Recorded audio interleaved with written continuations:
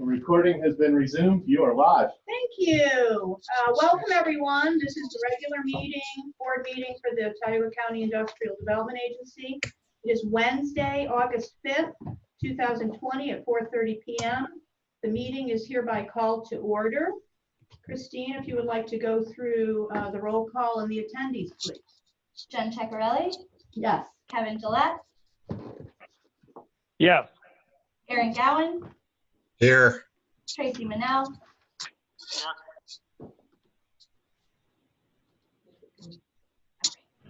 Martha Sabri? Here. Eric Knowles? Yes. Jen Word is excused today. So moving forward, we'd like to acknowledge our guest, Matt Freeze, who's appeared today, and proceed to the approval of minutes. Has everyone had time to review the minutes? Good, then I'll take a motion. I make a motion. Thank you, thank you. Let's do roll call vote, please. Jen Ceccarelli? Yes. Kevin Gillette? Yes. Aaron Gowan? Yes. Tracy Manel? Yes. Martha Sabri? Yes. Eric Knowles? Yes. Thank you. Moving on to the financials, are there, has everybody had time to review them? And Aaron, do you have any comments? Everything looked fine to me. I didn't see any issues at all. Okay, great. I'll entertain a motion to acknowledge the financials. So moved. So moved. Thank you. Roll call, please, Christine. Jen Ceccarelli? Yes. Kevin Gillette?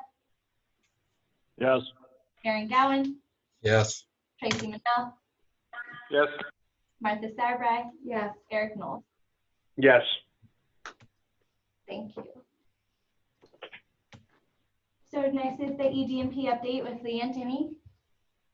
Hello, everybody. Man. A little rundown on what's happening in our world. Some of it not COVID related, so that's good news. Southern Tier Network broadband study is progressing nicely. This is the one, remember, we had asked the IDA to sponsor on this. It's a feasibility study that will document and capture the region's unserved and underserved areas and identify cost-effective network technology and propose potential deployment and operating models. So this was anticipated initially to run about, for our portion of it, because we are partnering with 4 other counties. It's a 5-county initiative being led by Southern Tier Network. The IDA had agreed to fund our portion of it, which initially was about $73,000, and we had promised the board that we would look for grant sources to help offset that cost. Couple of developments since then. There was a county added, or initially it was 4 counties, a Schmunk County added later, and by doing so, it reduced the amount that the Tioga County was going to have to put into a little over $63,000. And I am happy to report that we applied to USDA for funding for the study and have received a 100% award for this. So the full study will be paid for by way of the USDA grant. So Excellent. I would just like to say thank you to this board for agreeing to kind of step out there and trusting that we would do our best to, find a way to fund it, and I appreciate that very much. And so we're very, we're really down the line, and we'll have a really great product, I think, when we get done. Yeah, I would echo that thanks as well from the IT department at the county. Thank you, Leanne. Yep. So I am continuing with regular economic development organizations around the Southern Tier. We meet every 2 weeks to just kind of share what everybody's doing. Not only COVID related, but in general, that's been ongoing since the regional council has not been meeting. We've kind of taken it upon ourselves locally, regionally, to stay connected. That's going well. Had an opportunity to sit down with Congressman Reed at a roundtable event that was here at the county office building.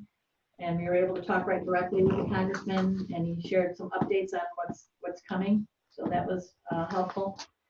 We've had a meeting with Seth SEP is the housing entity that's located in Broome County, very well-respected organization handling housing in Broome County, and they have some interest in doing a project here in Tioga County. So we're in regular conversations with them and trying to identify a potential site for working family type housing project.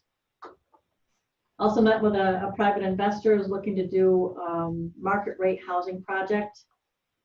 Again, working with them and trying to identify potential site for that project. I have had the opportunity to go out and make some visits, trying to get out and connect with our businesses and find out where they're at and how they're doing. This last month I met with VNS. Again, we did a tour with sheriff's people, and he's had some new people in leadership roles. So we went around and did a tour of the facility there. Got to see them actually do a dip. It was the coolest thing ever. So it was really, really very interesting. Took us through the whole process. It was pretty neat. Also stopped in and visited with folks at Norwesco to see how they were doing. They're actually doing quite well. They never shut down. They were deemed essential, and they've been chugging right along, and they've not seen an impact so far related to COVID. As well, we did participated in a press conference on July 24th at Tioga Downs, and initiated a little campaign to obtain letters of support for, specifically we're asking for the governor to release guidelines for the opening of casinos. So we attended that. I attended that event as well. It was well attended, and I thought it went well. As well, there were representatives from Broome and Chemung County there too, because they are impacted by the shutdown of Tioga Downs as well. Our Tioga County Economic Recovery Advisory Council was a group of leaders from around the county representing different sectors of the county. We've identified 8 different sectors that we are looking to put an economic recovery strategy plan together. We're starting into that process now. And it's going to look at both the short-term and long-term implications of COVID. It's COVID specific, and trying to come up with a plan to address not only short-term, but take into consideration the long-term impacts of it. A couple of the impacts that we're critically aware of are impacts to child care, and also the impacts that we're going to have with working parents and their children. And who knows what the K through 12, what it's going to look like. Different districts are going to have different plans. Some remote learning, some it's just going to be all over the place. And we recognize that there's going to be major challenges for working parents in making it work. So we're starting discussions on that and trying to figure out how we do that. 2020 census is well underway. They had shortened the time frame. It's now going to be completed at the end of September instead of the end of October. Census workers are going to start their door-to-door outreach as of August 11th.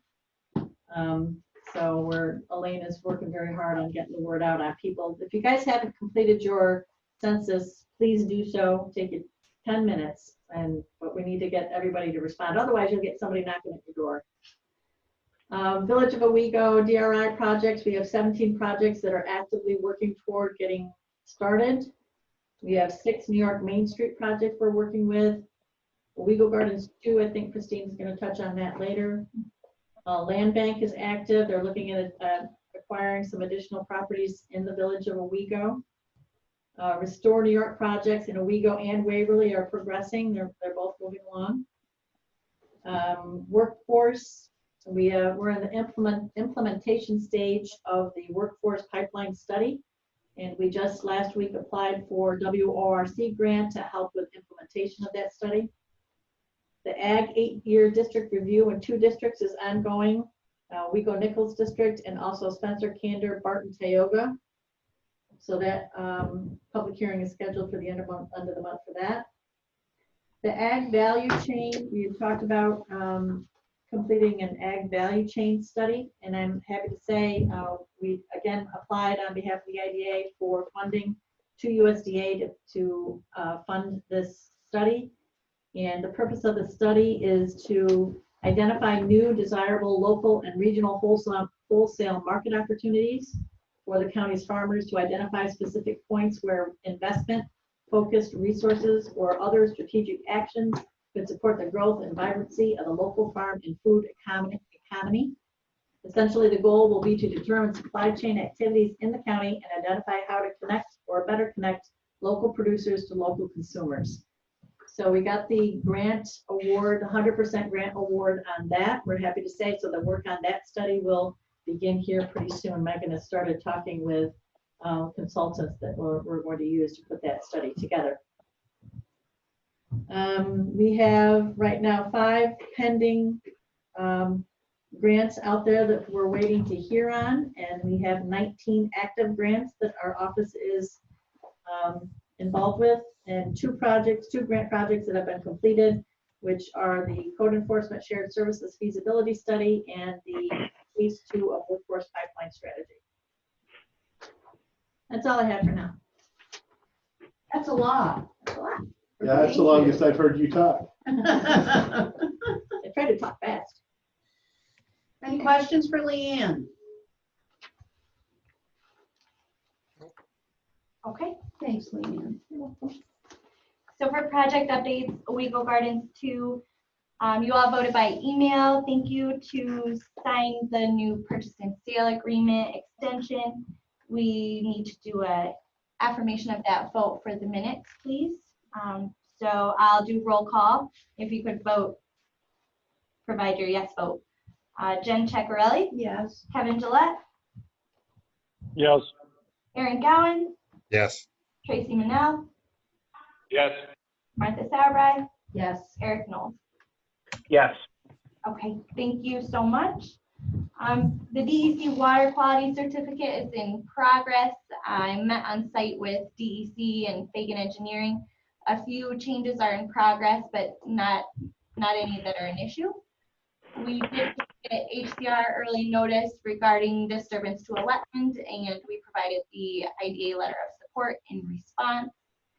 And last month we talked about the land clearing. So since then, home leasing's been advised by HCR not to complete that until their closing occurs in October. So they've expressed extreme gratitude to IDA's willingness to work on that together, but we'll wait until the closing occurs and they will just handle that on their own.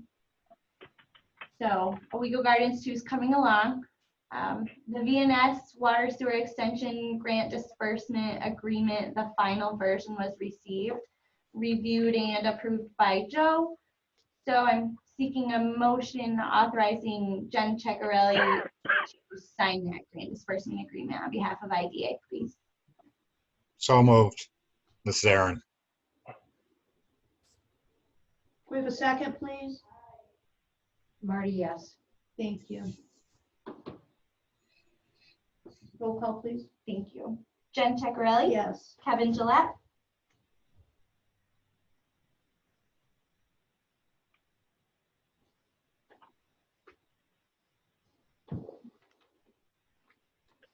Did I say yes?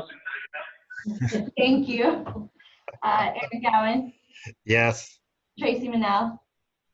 Yes. Martha Sauerbrei? Yes. Eric Knowles? Yes. Thank you so much. Moving on to new business, we received phone call from the attorneys working on a residence sale, and that the actual home building is impeding the railroad right of way. So Joe's been in contact with the attorney of Steve May, and Joe, would you please take over?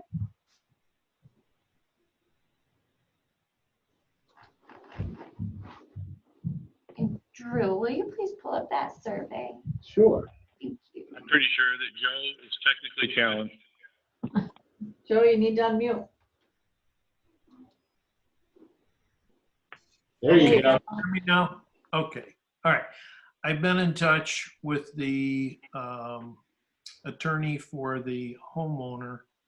His name is Scott Pellinger. He's down in Sayre. They're trying to sell the property. They had a survey done. Turns out about 20% of this house is in the railroad right away. I've talked with Jim Franz, attorney for Steve May, and in fact, I got an email from him yesterday indicating that they're willing to enter into whatever type of documents necessary to release that portion of the house from the operating agreement, if you will. The only question that remains is what type of document do we do with the owner of this house to affect this change? There are restrictions on conveyance of railroad property, and we haven't been able to get to the bottom of that yet. So it may be a deed, it may be an easement, it may be a license. There's a lot of different ways we can potentially do it. This house has been there for what, 40 years? So it used to be a restaurant. I'm not familiar with it. Oliveries. What was it called?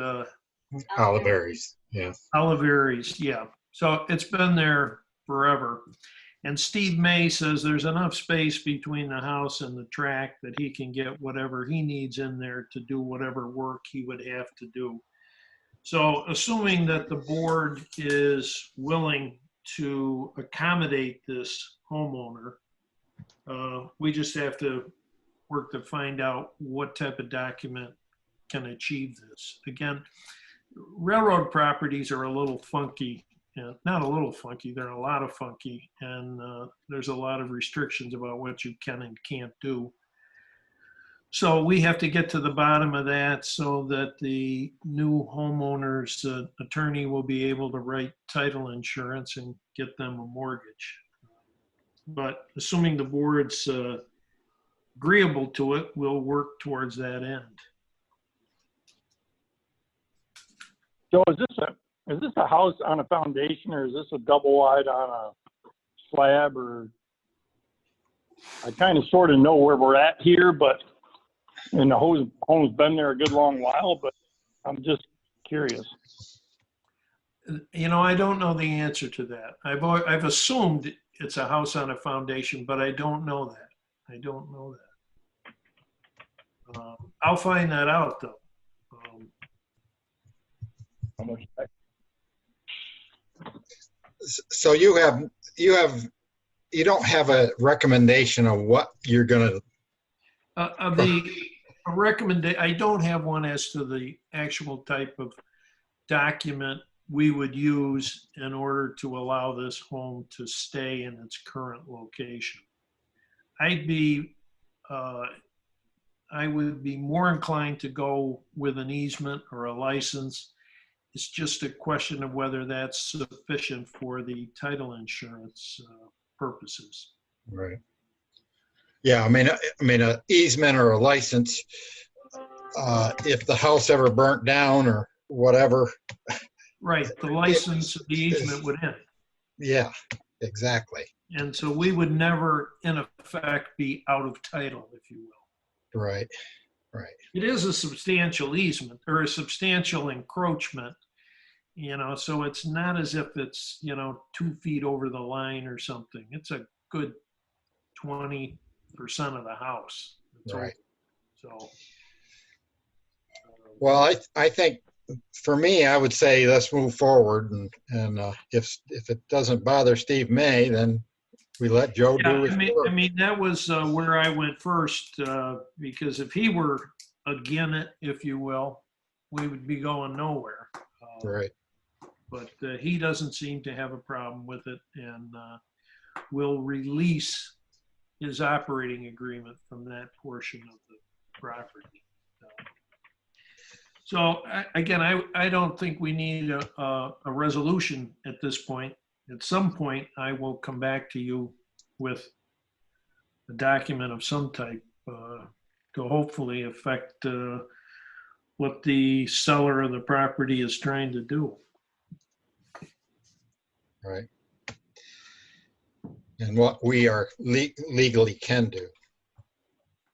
Yes. On our end. All right. Again, I would be looking for the least obtrusive type of conveyance.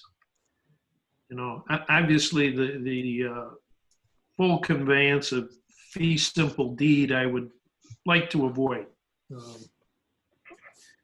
Easement license, something along that line to, again, if this were a new construction or something, that would be different, but it's, you know, it's been there for 40 years and everyone's been obviously been oblivious to the encroachment, but has been able to operate without any negative impact. So The train goes through that, how close that is to the house. No. Are we sure that thing's been there for 40 years? I'm sorry. Are we sure that that's been there for 40 years? I say 40, but it's 30 or 40. That I can get you the exact time. It's obviously not new construction. It's a house behind where it appears the restaurant was. Yeah, I'm looking at it online right now. It's a double wide. Is it a double wide? Okay. Yep. So that So would be if more somebody amenable. stuck this That in would there. be more. That would be more amenable to an easement or a license, and be more likely that at some point it's going to be gone, as would then the easement or the license.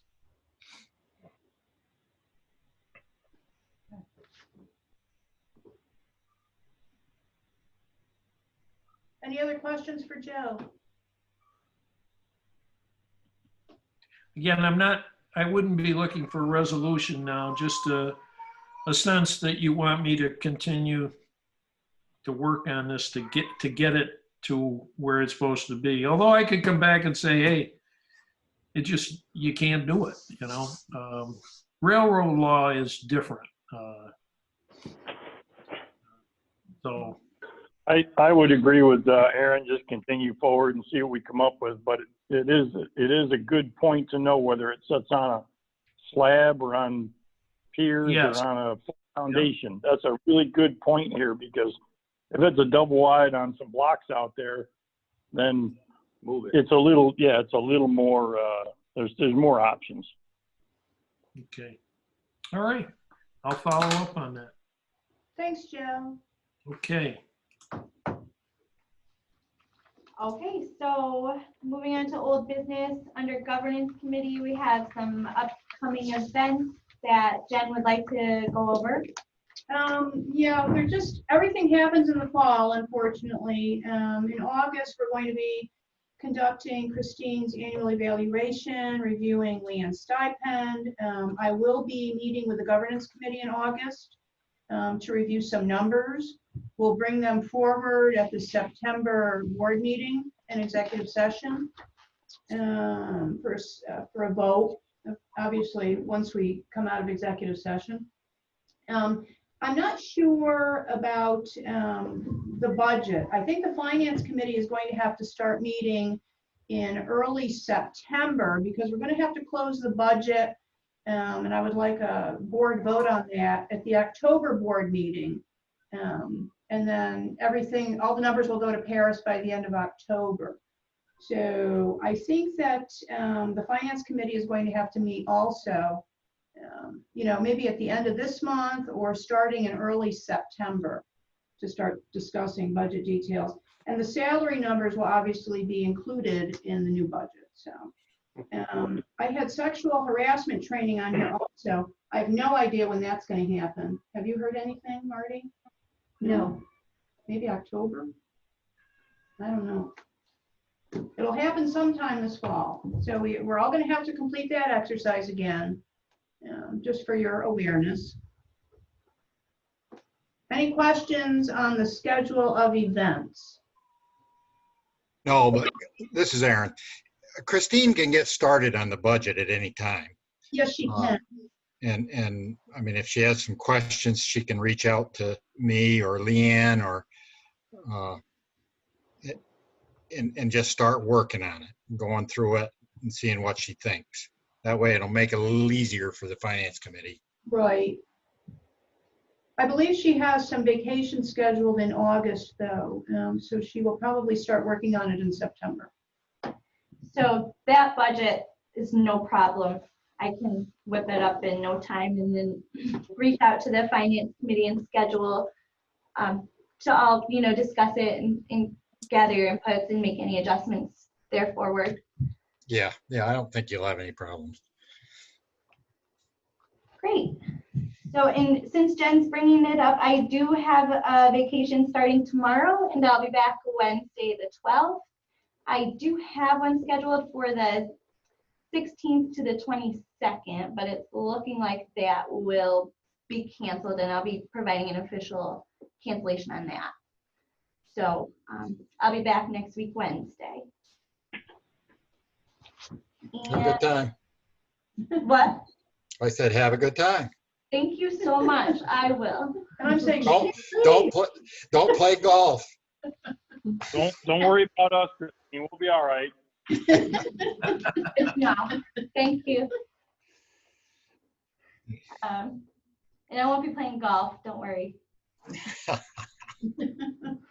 So moving on to loan committee. loan committee. The seller was approved for the $40,000 facade loan. That is for external repairs, new doors, some deck work, and it's in coordination with their DRI project. So it's being used as their match for the DRI. Moving forward, just a reminder that I'm aware that Blodgett Road is an issue with the stream moving toward the railroad track. We are on the list for Soil and Water to provide some advice as soon as they are able. So I'll be bringing that forward in the future. And then, as Leanne mentioned, we were approved for both grants that were applied for under the name of IDA, the Ag Value Chain and the broadband, covering the full amounts of those projects. So no match required. I'm sorry to interrupt. I forgot something. I'm sorry, guys and ladies. If anyone has any comments to provide to me that I can include in Christine's evaluation, please do send me an email, and I would want that within a week if I could. I'm sorry. I forgot to mention that. Thank you.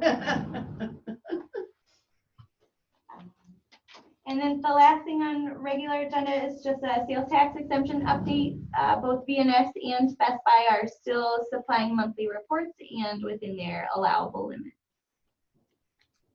And that's all that I have. If there are no further comments. Questions?